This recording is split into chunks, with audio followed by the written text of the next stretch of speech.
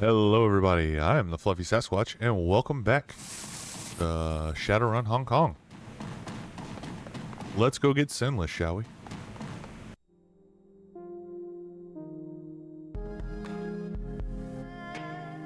No sign of cops. Well, yeah, we were told that this is a shit, but I don't see a mahjong parlor. This is a seedy side of town, my guy.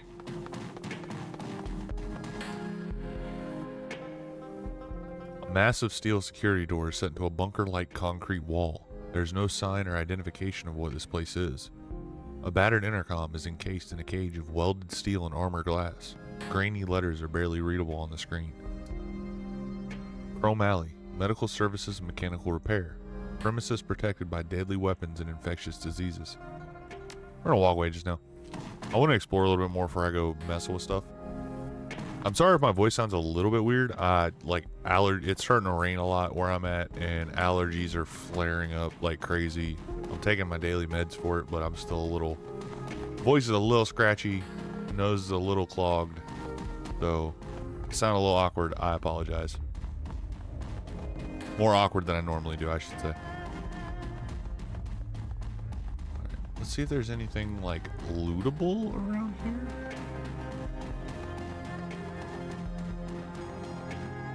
Okay, so the arrow is telling me to go to the bottom left, but I want to do everything but that. You a merchant? Hello, merchant man. I'm stuck. I'm stuck. Oh my god, I'm stuck.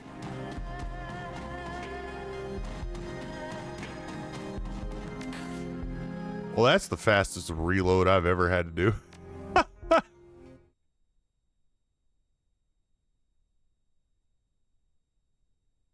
Still better than returns, because I can't tell you the amount of times that I had to reload on returns and literally had to backtrack hours because I forgot to make a separate save. And the game glitched out and I literally got soft locked into an area. I would have to do redo hour-long fights.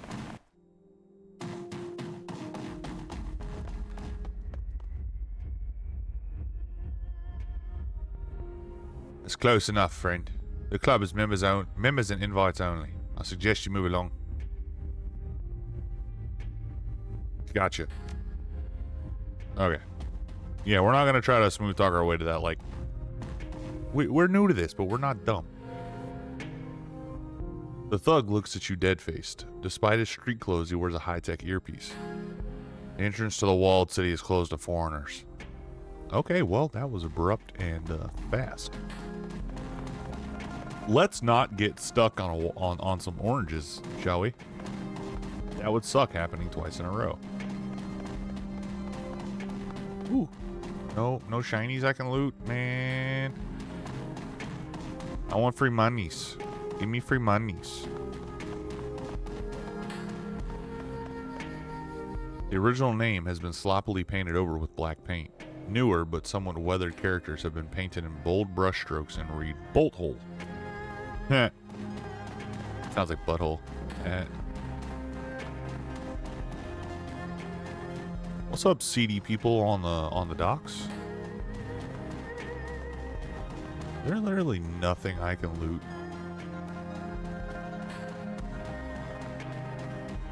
I feel like there should be something I could loot over here.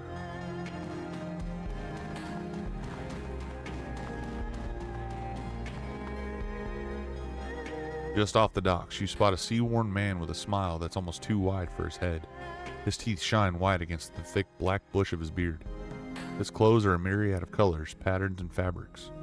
A smattering of cultures draped across his body. If there's anything he's clearly advertising, it's the extent of his travels. You say something you like? His voice is coarse, like steel wool in your eardrums. Come and get it, because now's your last chance. Everything is on sale. You won't find prices like these anywhere else, my friend.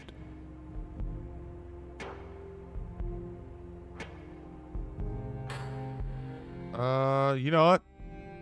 Show me what you're selling. So we're not looking for anything like that. We are looking for stuff like a katana. Got any spells? You have a monobolt. Then you have this stuff, which we might want to invest in some consumables.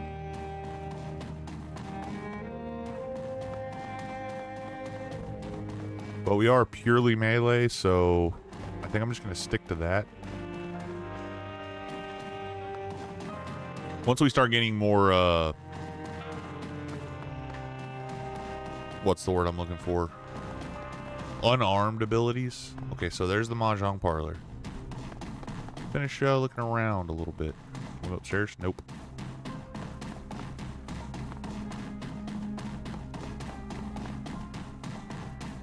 Is it too much to ask for some stuff to loot?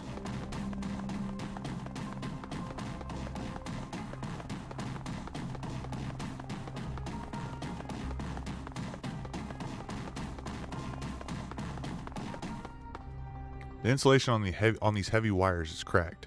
They buzz and crackle occasionally as stray drips from the awning strike them. We got an exposed wire over here when you get that patched up. I'm an OSHA certified safety inspector. This is not up to code. Come on. We're so big we're getting caught on the smallest of pixels. Law's Techno Palace.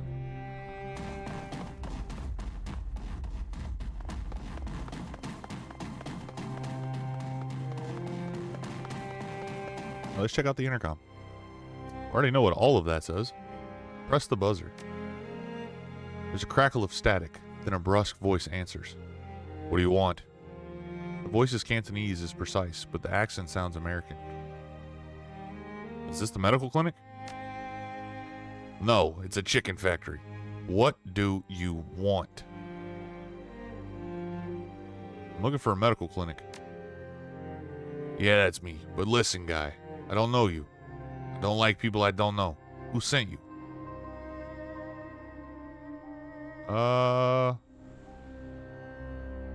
Forget it, I'm going. I don't want to do that and accidentally get locked out of anything. So we're going to go advance the story, because that seems like the proper thing to do right now.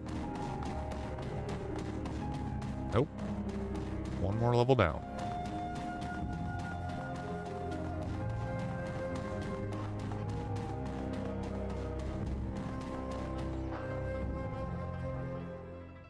The Swift Wind's Mahjong parlor, filled with the stink of cigarette smoke, the incessant click-clack of Mahjong tiles, and the grim faces of hardened gamblers. Come in. We have a lot to talk about. You could feel every eye in the room as you cross the Mahjong parlor to the middle-aged woman sitting patiently at its end. The click-clack of ivory-colored tile stops. Hands stray between tables, into jacket pockets behind backs. The woman has the face of a prison guard and the demeanor of an inmate. Her salt and pepper hair is pulled into an iron-hard bun, and beneath it, two shiny black eyes offer nothing, buttons sewn on a doll.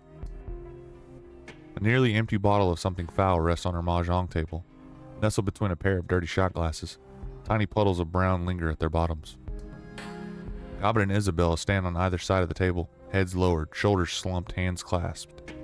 They risk a frightened glance at you as you approach. Kylie Ching's voice is nasal and rusty mean. My little pair of fuck-ups here told me all about what happened on the docks. She dips a pinky into a shot glass, brings it to her mouth, removes it with a sharp smack. Two of my best runners had their heads put out. Sorry, I gotta take a drink.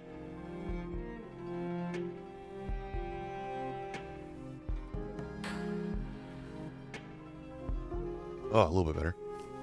How you need protection and how you need to get your identities wiped before you get your heads put out too.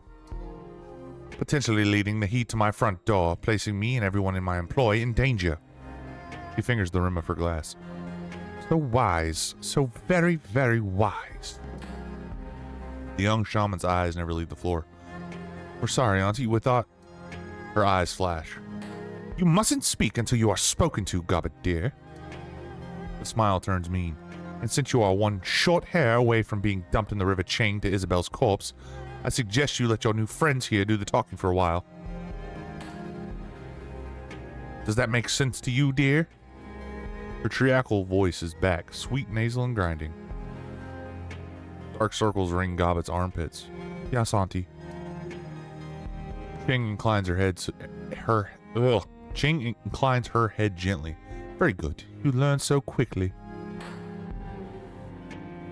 Remain silent. I know where I'm at. I know this is a very tense situation. We have been a part of the underworld, so we're going to just keep our mouth shut. She pours another drink. Her cheeks are rosy, already flushed. Now, my darlings, I understand from little rat shit here that you came from Seattle to meet with my client, Mr. Black. Wu's jaw tightens at the word client. But before you could find him, the HKPF started splattering gray matter everywhere, and everything went to shit. Now you need your sins burned so you can disappear before you end up dead too. Is that right? Can you help us? We'll see, my dear. Why don't we start with you telling me who you are? My name is Deem. Have you got a first name, Deem? A profession? I mean, you do want me to erase your identities, don't you, dear? I'll need to know who you are first. Yora. I'm a close combat specialist. The magical kind. She rests her chin on her hand. You like to get up close and personal with your killing. How did you become an adept, Jura?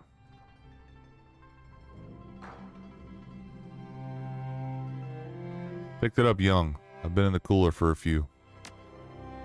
Wu's brow furrows and he shakes his head. Still can't believe it. Kindly Ching whips her head towards Wu, a nasty retort already on her lips, but then she stops, sticks out her lower lips. She sizes him up, turns to her lieutenant standing behind her, nodding her approval.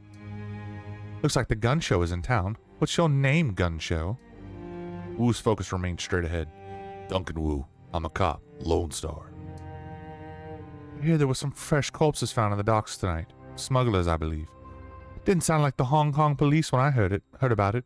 You're doing Duncan Wu? Wu's eyes remain fixed on a spot on the wall behind her. He smolders. I identified myself as Lone Star, but they wouldn't stand down. They had weapons. It was self-defense. She puckers her lips at him, her voice sing-song. I don't care, sweetie. They weren't my people.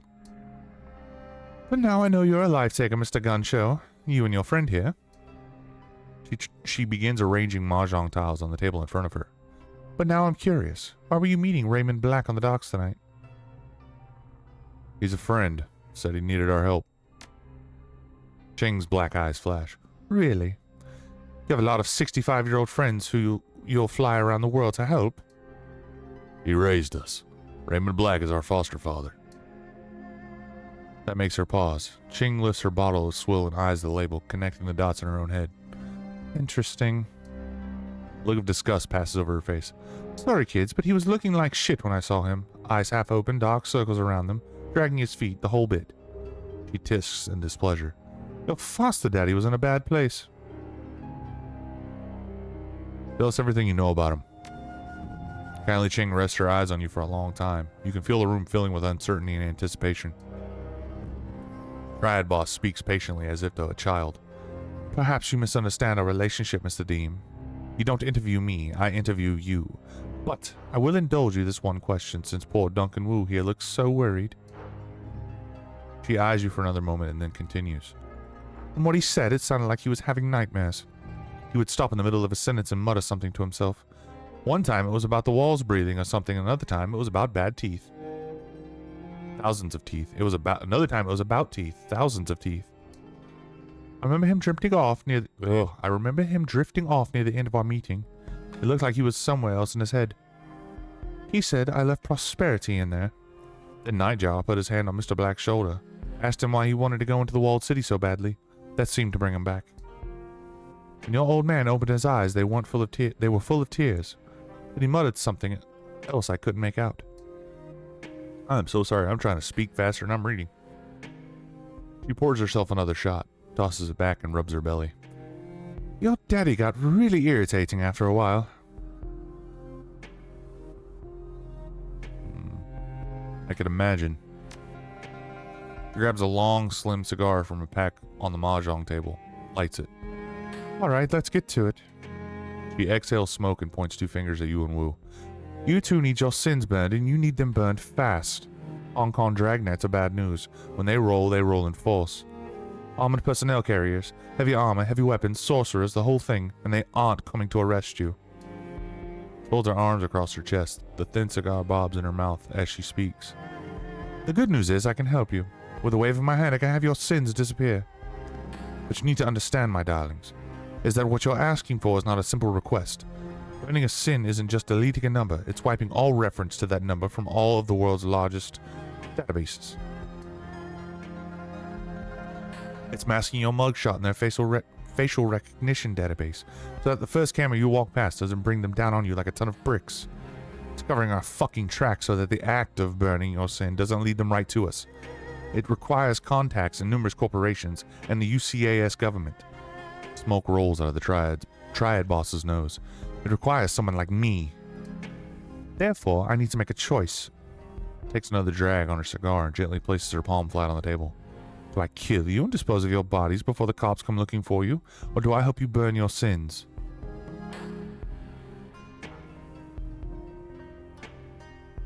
We're more valuable alive. Help us and we'll help you. Jing rests her chin on her hand again and smiles. Are you, my darling? If you're dead, things appear to be much less complicated. If you're alive... She stares at you for a long moment, chin still on hand, thinking. Taps her ash on the floor without taking her eyes off of you. A low, reluctant growl rumbles somewhere deep in her throat. Okay, you live for now.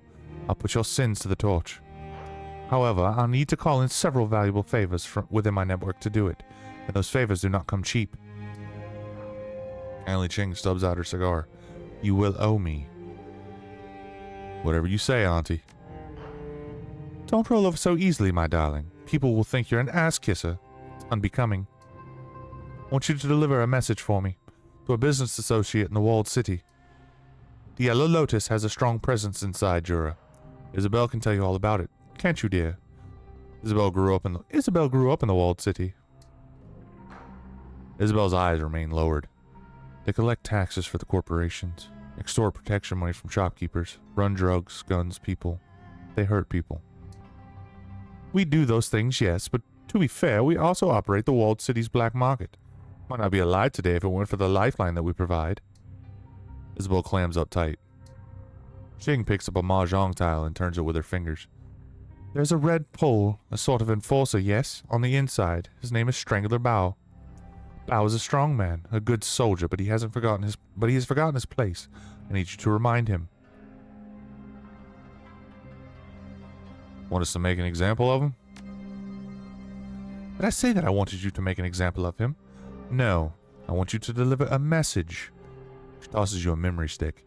Bring this to him in my name, and remember that Bao's men are my men. By right, they should all be serving me. Killing them would be a waste of resources. I have no use for dead soldiers. Turns to Gobbet and Isabel. One of you will go with these two Westerners to the walled city. Help them locate Bao and show them the ropes. The other will remain here with me. I have several menial and degrading tasks that need doing around the establishment. No matter who goes and who stays, you'll both pay for bringing an APB to my doorstep. Yes, Auntie. Yes, Auntie.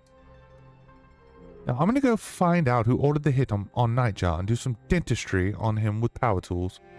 She closes her eyes and smiles with pleasure. That boy is my favorite. He sang to me sometimes. She opens her eyes again and sneers. That other one I don't care about. Gutshot was an asshole. Turns away and waves you off with the back of her hand. That will be all, my darlings. Return to me when you are done. Thanks for the favor, Auntie. She responds without turning back. You can thank me after you've delivered my message to Bao. Then I'll do you the favor of erasing you. Yay!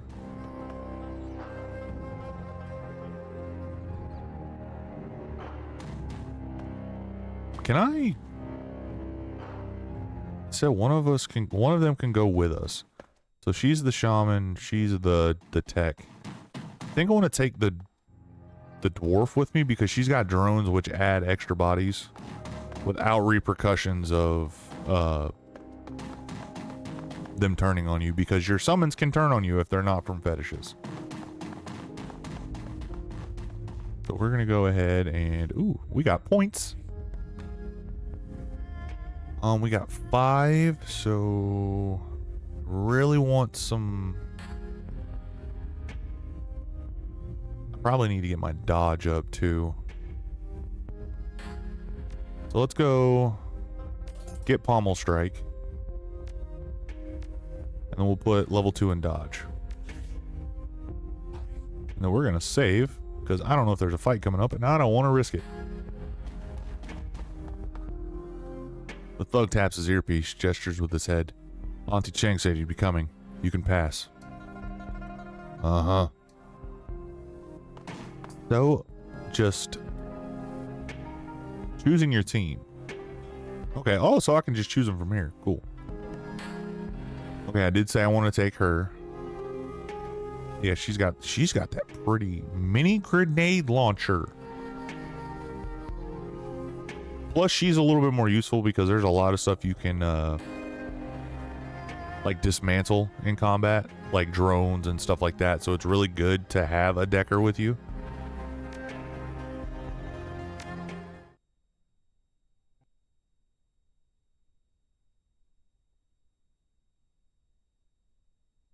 Kowloon Walled City, the most densely populated spot on Earth. Nearly 40,000 people crammed into 7 acres of chaos, poverty, disease, and vice. A self-contained city that collects no taxes and provides no city services. Stagnant water sits in temporary wells, trash lies piled on roofs for controlled burns, improvised structures lean dangerously over populated areas. It's the ideal breeding ground for all manner of illicit trade, drugs, gambling, black market trade, meta-human trafficking, and everything in between. The only law is triad law. And now you need to enter this septic system of a city, find a triad enforcer named Strangler Bao, and deliver a message from Kindly Ching. Alright, so our gear is very, very limited. And all their gear is always locked, so you can't just take it and then... Yeah. We don't have anything in the stash, I don't believe. So... Foul, oily water rains down from above, mixes with the filth and offal and swill on the streets. Turns it into a flowing slurry of unrecognizable sewage. In the distance, the sounds of back alley activity add to the ambiance at your arrival. Breaking glass, the crackling hiss of a garbage fire, faint screams of terror punctuated by the occasional gunshot. Sex and business and violence and misery blended into one. Wu winces at the stink, waves a hand in front of his face. Raymond said that prosperity is in the walled city, but I don't see it. Why the hell would he want to set one foot in this place? Who knows? He'd have to be insane to travel to the walled city. As I think we said, it's the worst slum in the Eastern Hemisphere. Maybe the worst in the world. She does her best to suppress the shudder. Can't keep the dread from creeping into her voice. Can't believe I grew up here. Then I'm glad I brought you. You know the place. Isabel looks around her, closes her eyes. I wish that I didn't. She peers up at the catwalks and sky bridges that connect the rotting tenement's sagging architecture. Frowning, she points to a spot in the distance. There was a market over there when I was a kid. Might not be a bad place to start. I thought you knew where to find Strangler Bao. I do. We need to get into the Lotus Den. That's what Bao calls the little island of control that he's carved out for himself here. Stupid name, but it's stuck. They'll have guards posted at every entrance, but we might be able to find a way around them through the market. What Kindly would prefer. They probably aren't expecting anyone to come in force. We can kick in the door, drop the guards, hand over the message, and get the hell out. Kindly doesn't want them dead. She wants them to remember where their loyalties lie. It's tough to remember much of anything when you've got a bullet in your head. I mean, we could kill them if you really wanted to. Technically, Bao is the only one that has to live. But I'd rather keep Auntie Ching happy than piss her off.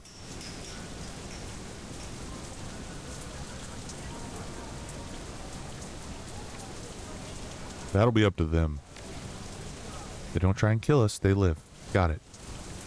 Let's get this done. Ooh, we about to get into some stuff. I am gonna try to not kill them. My charisma is kind of... Isn't my charisma like super booty?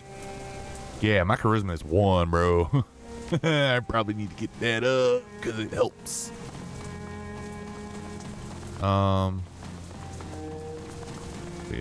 Oh, we got a merchant. Oh, can I buy gear?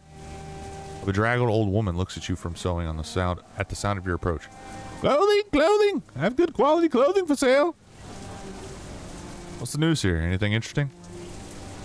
Interesting? Here? No, nothing changes here. Nothing changes. She sells her weight with an audible harumph. Strength of the Bow's the big man now. He's very important, very impatient. You know Bow? We'd love to meet him. Well, he requested a suit, and it took only 1 day longer than expected. The bastard refused to accept it. She spits. You see your friend Bao, you tell him that he still owes me for my time. I don't sue for nothing. You can't eat air. We'll get right on that. You nod sagely. You see that? You do. Now what else do you want? Ever heard anyone say prosperity is in the walled city? Cocks her head like a dog listening to a noise that it can't understand. Prosperity? She sounds it out to herself. I don't know what that means. Walk away. Later, lady. Later, lady. I thought you were going to sell me some outfits, but I guess not, because I need a street monk outfit. Bloodied woman. A young woman lies on the ground. She's a bloody mess. Streaks and spatters of crimson crisscross her blouse and mat her hair. Judging by the quality of her clothing and the bag on her shoulder, you'd make her out as a student. She's as out of place here as a librarian would be in a game of urban brawl. She struggles to move, but she's clearly exhausted. The dark circles under her eyes tell you that she hasn't slept in days. When the woman sees you heading her way, her face hardens. You see her hand slip into her jacket pocket, but as she studies your faces, the fear in her eyes gives way to curiosity. You guys don't look like you're from around here. A hacking cough shakes her, but her eyes remain fixed on you. What happened to you? It looks like she can barely keep her eyes open. Predators. I'm okay though, the blood's theirs. Thought I'd rest here for a minute before I got back to work. I'm a student at HKU. She glances around watchfully, over your shoulder at the buildings looming above her, and into windows nearby. Doing some research. Gotta finish before I can leave. Feel like you haven't slept in days. It's because I haven't. I've been living with a family in one of the inner blocks for the past few months, working on my thesis. It was bad, but I could handle it. For the past 5 days, though, I've been living on the streets, hiding from predators. Well, funny place to write a thesis. Her voice takes on a defensive edge. The right place for mine. My thesis is on Feng Shui in the 6th world. What does Feng Shui... Oh, Feng Shui. What does Feng Shui have to do with a slum? I have only ever heard the word Feng Shui. I've never seen it spelled, so forgive me. Everything, I think. Absolutely everything. Rich people here hire geomancers to design the interiors of their homes, to tune them just right to achieve balance and harmony. The poor have nothing like that. Leave a slum to fester long enough and you get this. She glances at her surroundings, a look of profound disgust on her face. I think that the negative feng shui of places like this affects the people who live here. It changes them in a fundamental way, makes them less capable of breaking the cycle and getting out. That's what I'm trying to prove. Before the awakening, people thought of feng shui as a philosophical system. Now in the 6th world, it's more than that. It's actually a form of magic. The whole thing revolves around Qi, the invisible life energy that binds every person and thing together. It's very real here in Hong Kong. Nobody knows the reason why. Maybe it's only real because people believe that it is. The important thing is it's a measurable, quantifiable phenomenon. There's an entire industry that's grown up around it. So how's the key in this place? It's wrong. All wrong. Feng Shui in the walled city is completely screwed. I mean, look at the place. She gestures at the squalor surrounding you. You can feel it, right?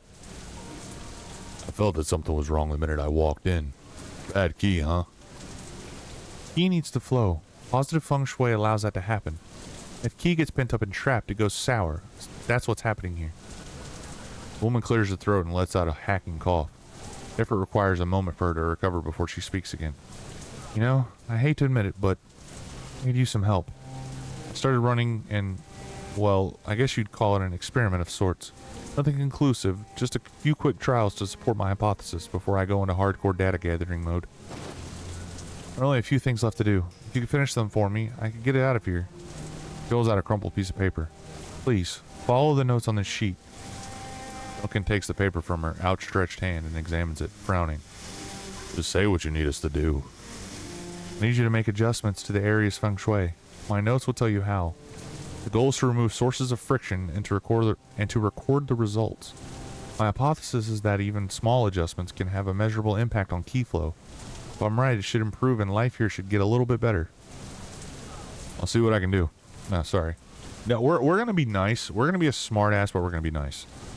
So, you rest. I'll take care of it. Alright. Okay, we're at 30 minutes. Next time, we're gonna repair some feng shui. But, as always, I hope you guys have enjoyed. I am still having a blast playing this. I love me a good tactical game like this. So, yeah. I'm curious to see what happens next. As always, take care of yourselves. Be kind. Stay gorgeous. We'll catch you in the next episode. Bye.